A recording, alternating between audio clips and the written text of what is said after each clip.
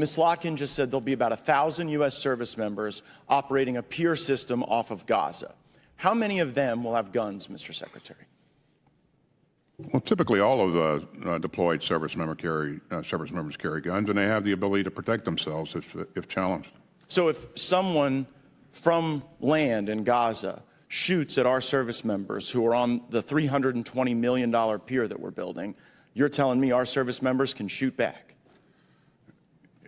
They have the right to return fire to protect themselves. Now, well, do we think that's like? So now I want to move to the likelihood that you think someone from land in Gaza might shoot at our service members on this pier. Do you think that that's a likely scenario? That's possible, yes.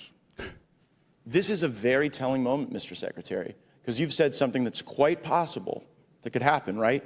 Shots from Gaza on our service members, and then the response, our armed service members shooting live fire into Gaza. That is a possible outcome here so that we can become the Port Authority and run this pier. Right?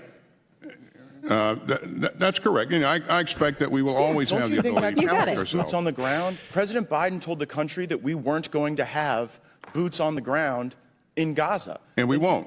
Okay, but you guys parse the distinction between, like, when Americans think boots on the ground, they think Americans in harm's way or engaged actively in a conflict. You guys seem to be sort of saying that boots on a pier connected to the ground, connected to service members shooting into Gaza, doesn't count as boots on the ground?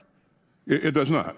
I think you're going to find the American people have a different perspective on that. And if we're going to have people shooting into Gaza, we probably should have a vote on that, pursuant to our war powers. Oh, my God. Okay, no. So is this like the new... I see this new tactic of where we don't declare war. I mean, not that we declare war anyway, but we just move soldiers into an area.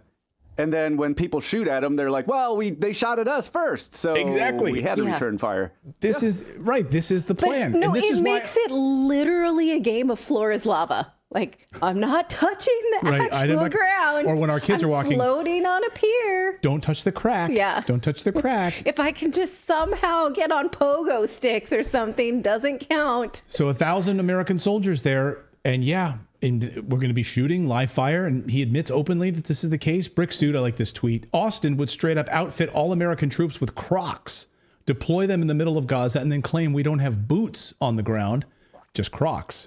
Austin is just flat out lying with semantics.